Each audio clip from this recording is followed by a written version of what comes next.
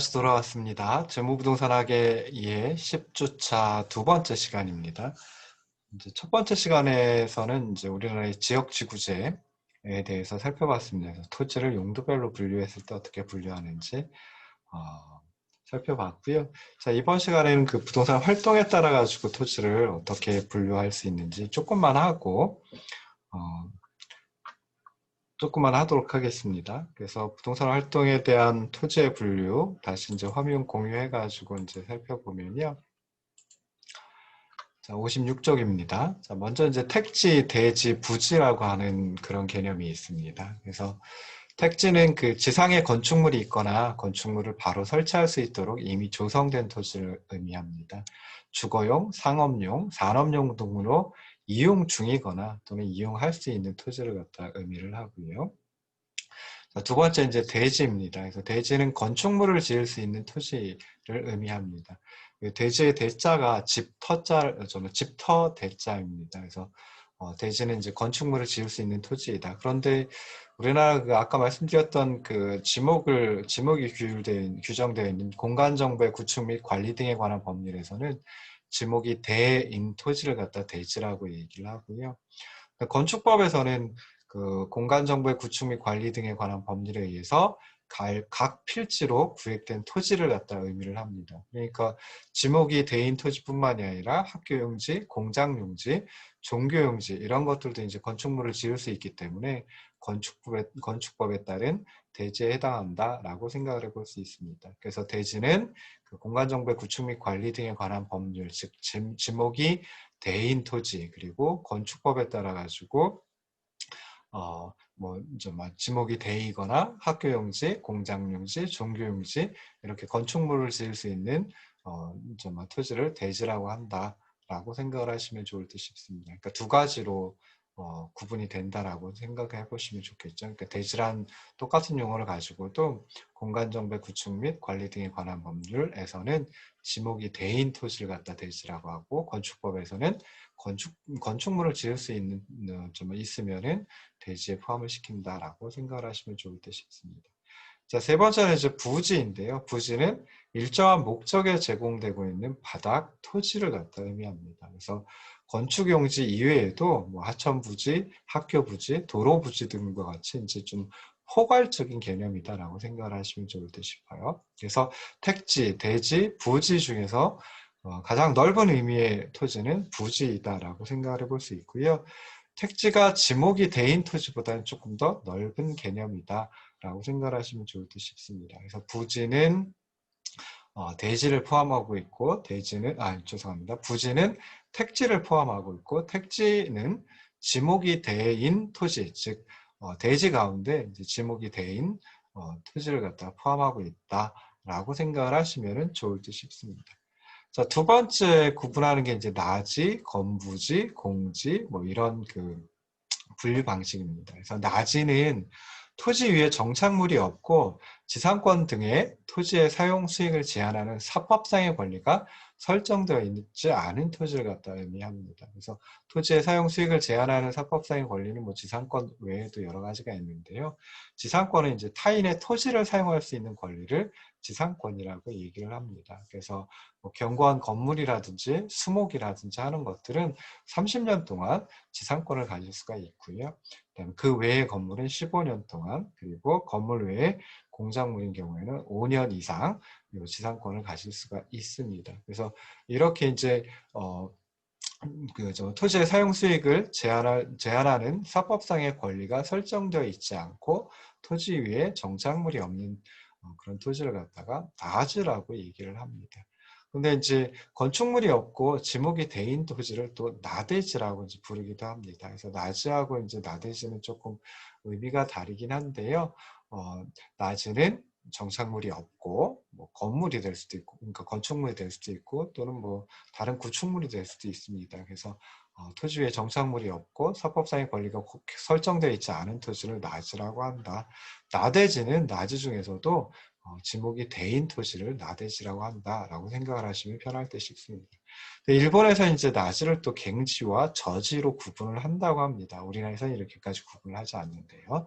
그래서 갱지는 지상에 건축물이 없는 토지로서 공법상의 규제는 있으나 사법상의 규제는 없는 토지. 그래서 제한이 가장 적은 토지이기 때문에 가장 높은 가치를 가진 토지를 갱지라고 이제 부릅니다.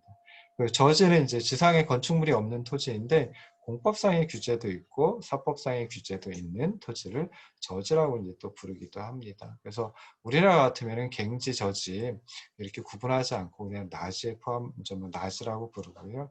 일본 같으면 또 나지를 갱지와 저지로 구분을 한다라고 생각을 하시면 좋을 듯 싶어요. 나지, 건부지, 공지 중에 이제 두 번째 건부지입니다. 그래서 건부지는 지상에 건축물이 있는 토지를 건부지라고 얘기를 합니다. 그래서 건물, 구축물 이런 것들의 부지로 사용되는 택지를 건부지라고 얘기를 하고요.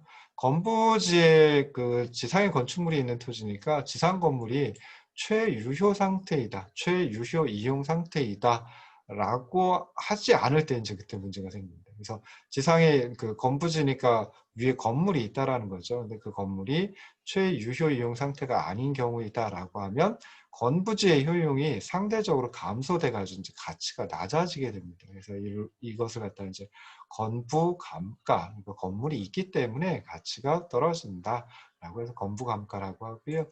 그 다음에 개발 제한 구역 같은 경우에는 건부지의 가치가, 건물이 있는 그런 건부지의 가치가 나지보다 더 높습니다. 왜냐하면은 개발 제한 구역에서는 나지 위에다가 건물을 지을 수가 없거든요. 개발을 할 수가 없거든요. 그래서 이미 조금이라도 이제 건물이 남아 있으면, 조금이라도 건물이 남아 있다라고 하면 그런 건부지의 가치가 나지보다 더 높은데, 이런 경우는 이제 건물이 있기 때문에 가치가 더 높아진다라고 해서 건부 증가라고 얘기를 합니다. 그래서 여기 부자가 이제 뭐 조건부 할 때 그 조건이 있는 뭐 어떤 제약이 있는 뭐 그런 의미이거든요. 그래서 건물이 있기 때문에 감가가 되는 경우도 있고요. 그다음에 건물이 있기 때문에 증가가 되는, 가치가 높아지는 경우도 있습니다. 그래서 이렇게 나지, 건부지, 공지 중에 공지만 남았죠. 그래서 공지는 대지에서 건축물의 바닥 면적을 제외한 부분. 그러니까 대지가 있으면은 대지에다가 건물을 지을 텐데 건물을 갖다가 그 대지 전체에 걸쳐 지을 수는 없거든요. 그래서 그 중에 일부만 건물을 짓고 나머지 비어있는 토지가 있을 텐데요. 그 비어있는 토지를 빌공짜 써서 공지라고 이제 얘기를 합니다. 그래서 공지를 갖다가 두게끔 하는 이유는, 그러니까 공지는 대지 면적에서 건축 면적을 갖다 빼준 그 면적이 이제 면적만큼의 공지라고 생각해 볼 수 있는데요. 뭐 바람이 통하게끔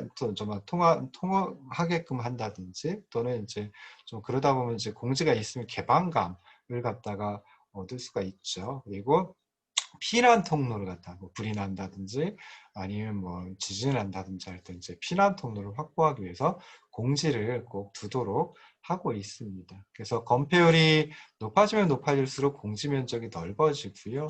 그 다음에 이런 공지는 주차장이라든지 화단이라든지 이런 것들로 주로 사용이 되고 있습니다. 그래서 건폐율이라고 하는 거 아까도 잠깐 말씀드렸지만 건축 면적을 대지 면적으로 나눈 것이거든요. 그러면 건폐율이 높아진다라고 하는 소리는 대지 면적분의 건축 면적, 대지 면적 중에 건축 면적의 비중이 더 커진다, 비율이 더 커진다 라고 하는 거죠. 그럼 그만큼 공지가 줄어든다라고 생각을 해볼 수 있습니다. 그래서 건폐율이 강화되면 공지 면적이 건폐율이 강화된다라는 건 이제 건축 면적을 대지 면적으로 나눈 그것이 이제 더 낮아진다라고 하는 거거든요. 그러니까 건폐율이 강화된다라고 하는 건 규제가 더 심해진다라고 하는 거니까 건축 면적을 대지 면적으로 나눈 건폐율이 더 낮아진다라는 걸 의미합니다. 그러니까 대지 면적 중에 건축 면적의 비율이 더 적어지니까 건축 면적은 더 적어지지만 거꾸로 공지는 더 커진다, 더 넓어진다, 뭐 이렇게 이제 생각을 해볼 수 있습니다.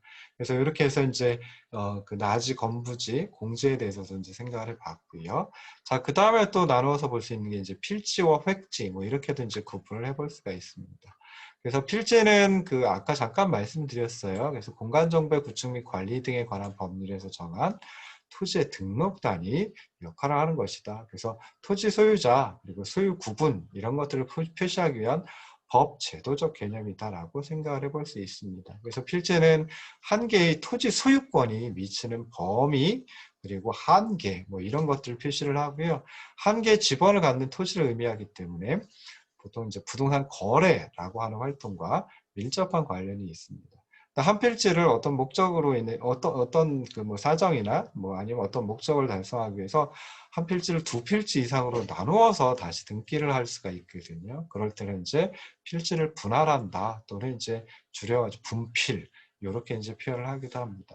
어떤 경우에는 뭐 한꺼번에 개발을 한다든지 하기 위해서 두 필지 이상을 한 필지로 합하여 등록을 하는 경우도 있거든요. 그래서 이걸 필지의 합병, 뭐 줄여가지고 합필이라고 이제 또 표현을 하기도 합니다. 자, 두 번째 이제 획지라고 하는 것은 이제 뭐 인위적 그리고 자연적, 행정적 조건에 따라 다른 토지와 구별되어 이용되는 그렇게 이용되는 것이 합리적인 일단의 토지, 그러니까 뭐 어떤 한 지역의 토지 뭐 이런 것을 의미하는 경제적 개념이다라고 생각해 볼 수 있습니다. 그래서 필지는 법 제도적인 개념인데 비해서 획지는 경제적 개념이다라고 생각을 하시면 좋을 듯 싶어요. 그래서 획지는 보통 토지 이용에 있어서 다른 토지와 구별이 되고 그리고 가격 수준이 비슷한 그런 일단의 토지를 갖다 한꺼번에 획지라고 얘기를 합니다. 그러다 보니까 이제 부동산의 이용 활동하고 밀접한 관련이 있다. 부동산의 활동 가운데 이제 이용이라고 하는 그런 활동하고 밀접한 관련이 있다라고 생각을 하시면 좋을 듯 싶습니다. 자, 그 다음에 이제 또 맹지와 대지라고 하는 것도 있습니다. 그래서 맹지와 대지 뭐 많이 정말 사용을 하는 그런 어떤 의미인데요. 맹지는 이제 도로와 직접적으로 접속되어 있지 않은 토지를 갖다 의미합니다. 그래서 어떻게 보면 도로로 나갈 수가 없는 그런 토지를 갖다가 맹지라고 이제 하죠. 그러니까 뭐 예를 들어 가지고 농지 같은 경우에 어떤 농지가 맹지이다라고 하면은 그 농지로 좀 들어갈 수 있는 뭐 도로가 없다라는 소리예요.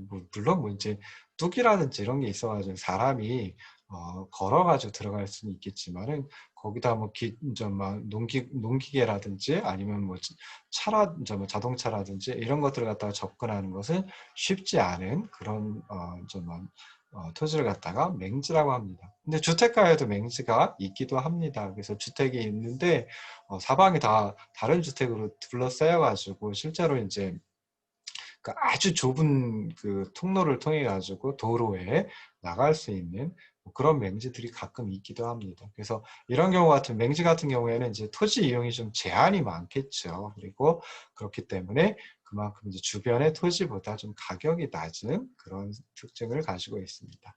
자, 두 번째 이제 대지인데요. 자, 아까 대지가 나왔었어요. 정말 대지가 나왔었는데, 자, 택지 대지 부지하면서 대지가 나왔었는데, 그때 대지의 대자는 이제 집터 대자였는데요. 여기 대지의 대자는 요거죠. 요 대지의 대자.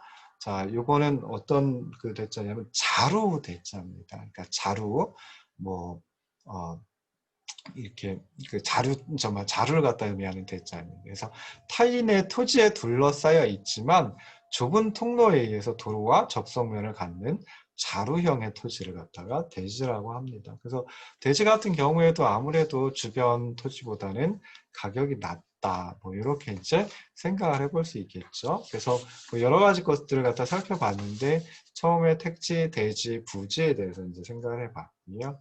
그 다음에 두 번째 나지, 건부지, 공지 뭐 이런 것들에 대해서 살펴봤고 세 번째 필지와 획지에 대해서 살펴봤고요. 네 번째 맹지와 대지에 대해서 살펴봤습니다. 오늘 뭐 여기까지 하려고 그러는데요. 뭐 실제로 이렇게 이제 구분을 해보는 것은 뭐 정확하게 어떤 기준이 있어가지고 구분을 이렇게 한다라고 하는 건 아니고요. 실제로 이제 조금 전에 이제 쌍을 이루어 가지고 설명을 드렸던 것들이 좀 대칭되는 약간 대비되는 그런 어떤 토지의 어떤 개념들이기 때문에 토지의 분류이다라고 하는 점에서 이제 생각을 해봤습니다. 그래서 부동산 활동에 따른 토지의 분류하고 있는데요. 뒤에 나오는 뭐 후보지와 이행지서부터는 다음 주차에 진행을 하도록 하겠습니다. 중간에 좀 끊어가지고 죄송하긴 한데요. 그렇긴 한데 후보지와 이행지 설명이 조금 길어지기 때문에 여기까지 하고 마치도록 하겠습니다. 자, 들어주셔서 고맙고요. 고생하셨습니다. 고맙습니다.